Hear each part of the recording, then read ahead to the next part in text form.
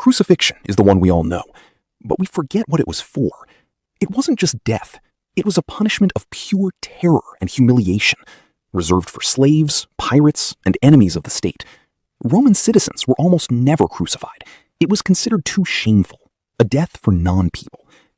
After Spartacus's slave revolt was crushed, 6,000 of his followers were crucified along the main road to Rome, a warning left to rot for months. Want something faster? How about being sent to the arena? Damnatio ad bestias, condemnation to the beasts. A gate opens at one end of the arena. A low growl echoes across the sand.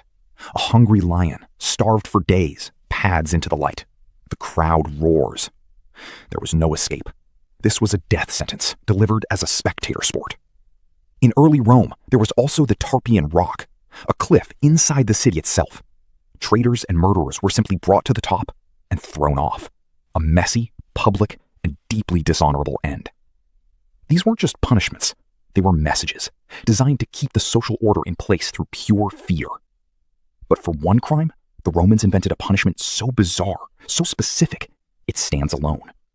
The crime was parricide, killing your own father. To the Romans, this was the ultimate sin.